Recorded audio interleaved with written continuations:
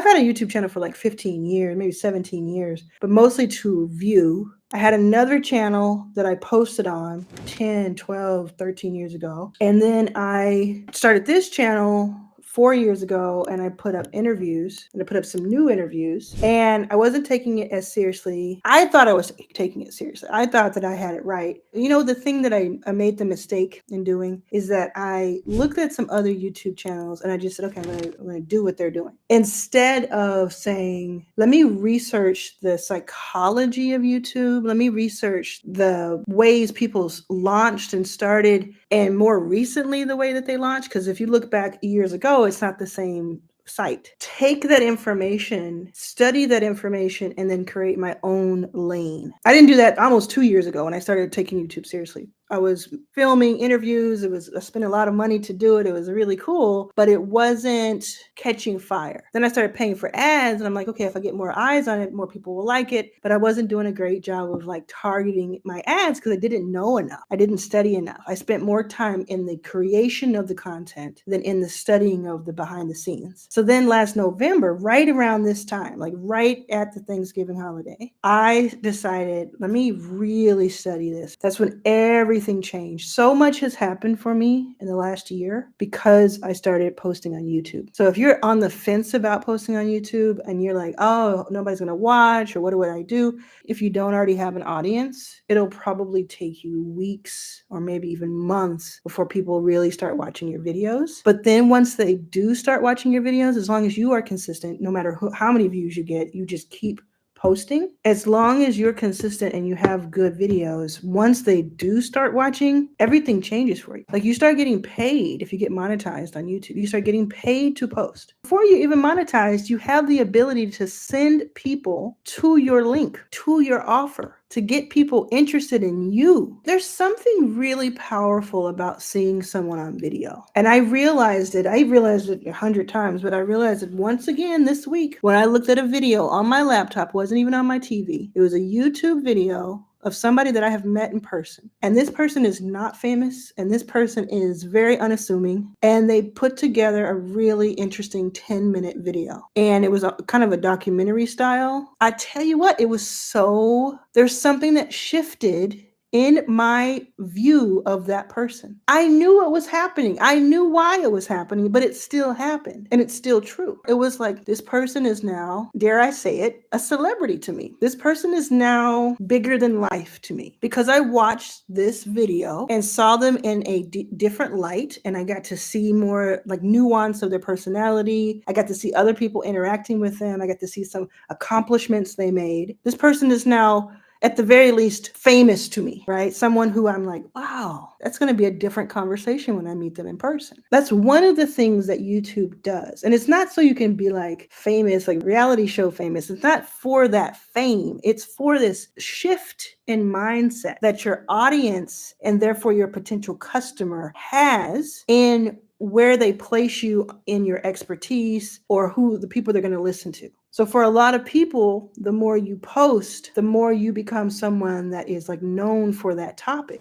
Would you do a business YouTube for B2B sales? 100%. YouTube is one of the places that has the highest people with highest salaries watching. But there's so many people, you get in this broad range. So you're not only reaching a certain age demographic or male, female, other, you're not only reaching that, you're reaching people who have different abilities and different decision-making abilities. You're reaching businesses, the people that run those businesses. You're reaching people when they're ready to spend. You're reaching people when they're ready to learn. It's super, super, super interesting. It's not like Netflix. Like, I don't go to Netflix and say, okay, I want to learn this thing. YouTube is a search engine and everybody searches. I am starting a new channel just to experiment with it. And what I have told myself, and this is going to sound insane to some people, what I have told myself is that for 400 days, that's more than a year, it's 13 months, I am going to post a video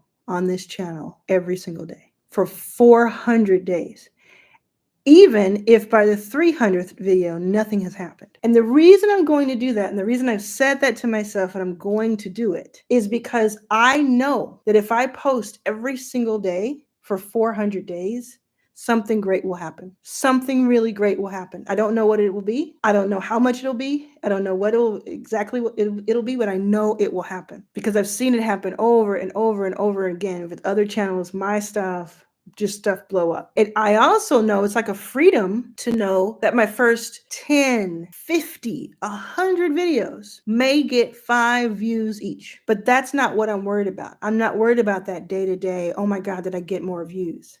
I'm worried about, did I post? Was the video valuable? Did I work on my title? Did I work on my thumbnail? Did I work on my concept? Did I work on the retention and storytelling? Whether it's a 5-minute video or a 50-minute video. Did I do all those things? And is there any data I can see in this YouTube studio that teaches me how, if this certain thumbnail and title made more people click, or how long people stayed on this certain video topic? But it's all about the same thing. I found, it's all about the same subject, and I will just continue to record and publish for 400 days. I remember a year ago making the decision to take YouTube seriously for this channel. I don't know how much money it's brought in because it's brought in money from YouTube itself, like $36,000 for part of that. It's brought in like $200,000 through to my memberships. Countless people finding me and calling me up for partnerships and me being booked on things, speaking, getting paid to speak, getting paid to do partnerships with companies. At the very least, it's been mid 6 figures, but probably more than that. So I believe on this other channel, I'll probably make 100,000 or more in some way or another. And that's all good. And I did a survey of my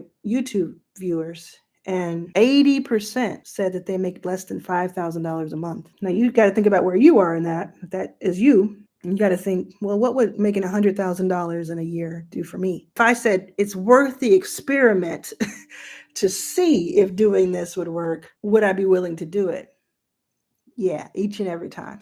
Any tips on streamlining the time it takes to create content? It's very time consuming. Yes, a couple of things you can do. One thing you can do is to batch your video recordings. So instead of recording like, okay, I'm going to record now, I'm going to take that, edit it, put it up. I'm going to go record this day. I'm going to do it there. You decide, okay, it's Saturday. I'm going to take 2 hours out and I'm going to record 3 videos. And these 3 videos are going to last me 3 weeks, or last me all week, or last me 3 months. Whatever time it is, so that you're not spending every day you wake up and you're like, oh, I have to worry about a video. If you want to do it this way, I love doing that way. Actually, I love recording every day because I want to be fresh with it. But sometimes I do batch. Like I'm going to batch right now because I'm going to have a little vacation for the holidays. So I'm going to batch my videos. Another thing you can do is use Opus Clips. You take the link of your YouTube video that you have, paste it into Opus Clips. You click return, and then you click return again on, to say clip it. It'll come back with like 15 1-minute clips for you that are vertical, that you can take your long form video on YouTube, turn it into clips for shorts, for reels on Instagram, and for TikTok. That's a really interesting way to save time instead of having to film something all over again, or all new content for that. So you can have one video that was like 8 minutes long that you did on Monday. Let's say you did that video for Monday, you posted it, then you take clips from it on Opus Clips and then post those later. What if you have multiple ideas and you don't know where to start? That's what a lot of people face, David. I get that. And I mean, talk about having a lot of ideas. I certainly have those. I used to think that having a lot of ideas was super valuable. Like that made me kind of like, oh, she's so smart and she's so innovative because she has a lot of ideas. But what I've learned over time after investing in 200 companies, raising $30 million, generating millions of dollars the past 10 years after being homeless, is that ideas are a dime a dozen.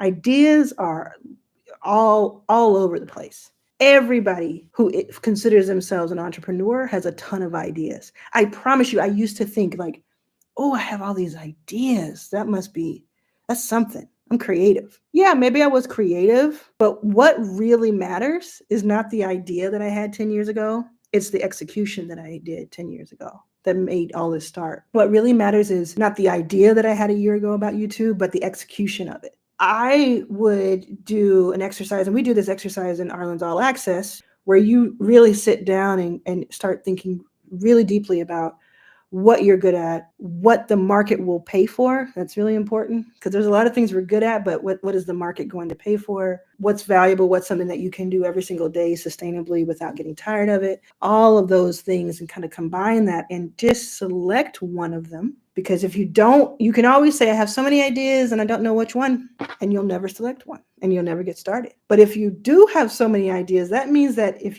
this first idea doesn't work out, you can come back and try the second one. So I would pick one that just kind of lights you up and feels right. And there's a way to like really dig into that. Some of my videos help you with that too. And I would just start and I would give it time. Give it room to breathe, room to have execution. But what a lot of people do too is that they'll do something, it works after a while, and then they immediately want to apply that to something else. No. How many more dentists are there? Like how many go deeper into the market, deeper into that vertical. Do that for a year or do that till you've made $1 million at it. And then you can branch out.